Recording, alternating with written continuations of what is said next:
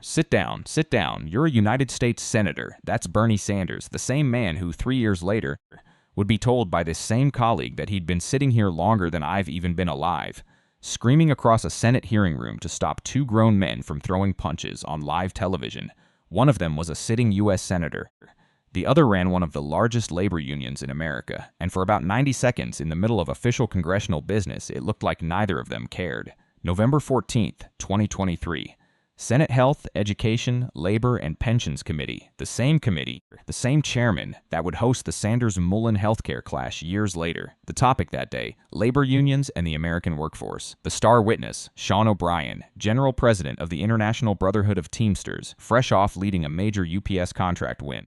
Oklahoma Senator Markwayne Mullin was in the room too, a former mixed martial arts fighter with a professional record of 5 wins, 0 losses, inducted into his state's MMA Hall of Fame before he ever ran for office. These two men already had history, and it hadn't been friendly. Rewind to March 2023. An earlier hearing, same two men, a heated exchange over Mullin's background as a business owner versus O'Brien's salary as a union president. It got tense enough that Mullin told O'Brien flatly to shut your mouth. O'Brien didn't let it go. That June, he took to Twitter, by then rebranded X, and posted about Mullin directly, greedy CEO who pretends like he's self-made. In reality, just a clown and fraud. Always has been, always will be. Quit the tough guy act in these Senate hearings. You know where to find me. Anyplace, anytime, cowboy. He tagged it Little Man Syndrome, alongside a photo of Mullin standing on a raised platform at a debate. Mullin didn't respond right away. He waited 5 months, until O'Brien was sitting across from him again, under oath, on camera 215-3.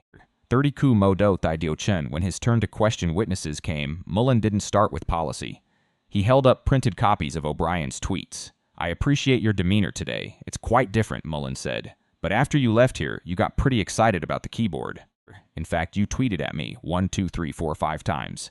Then he read the clown and fraud tweet aloud, word for word, in front of the cameras of the committee and O'Brien himself. Sir, this is a time, Mullin said, standing up from his seat at the dais. This is a place. You want to run your mouth? We can be 2 consenting adults. We can finish it here. O'Brien didn't back down. Okay, that's fine. Perfect, he said from the witness table. You want to do it now? Mullin asked. O'Brien stood up too. According to reporters in the room, Mullin appeared to reach for his wedding ring, as if preparing to take it off. The chamber erupted. Gasps, chatter, the sound of a hearing room realizing it was about to witness something it had never seen before. That's when Bernie Sanders, gavel in hand, cut through the noise. Stop it. You're a United States Senator, Sanders said, as O'Brien got in one more clown from his seat. Sanders kept going. This is a hearing, and God knows the American people have enough contempt for Congress. Let's not make it worse. The two men sat back down, but they didn't stop talking. Mullin called O'Brien a thug. O'Brien pushed back on the tone. For close to another minute, the exchange kept going under Sanders's repeated attempts to regain control of the room, before finally settling. By the end, oddly, O'Brien said he'd rather have coffee with the senator than fight him. It wasn't the only physical near-miss on Capitol Hill that day. Just hours earlier, in a completely unrelated incident, Republican Congressman Tim Burchett accused former House Speaker Kevin McCarthy of elbowing him in the back in a hallway after a closed-door meeting, a claim McCarthy denied. 2 separate flashes of temper, 2 separate corners of the Capitol, same afternoon. After the hearing, Mullin told reporters waiting outside that none of it was personal. He just challenged me, and I accepted the challenge, he said, adding he didn't hold any hard feelings. Within days, Mullin went further, publicly proposing an actual charity mixed martial arts match against O'Brien.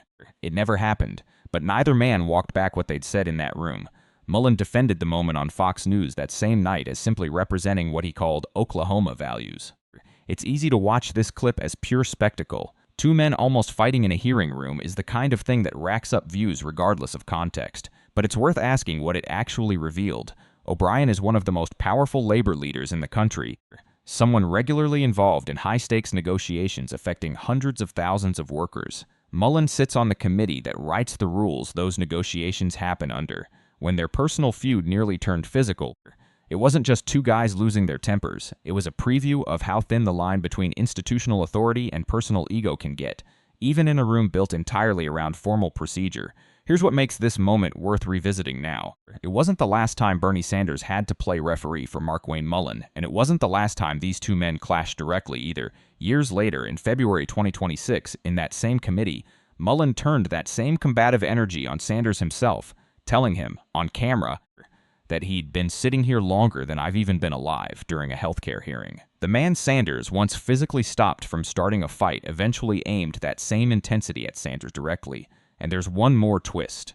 When Mullin was later nominated to become Secretary of Homeland Security in 2026, Sean O'Brien, the man he nearly fought in this exact room, publicly endorsed him for the job.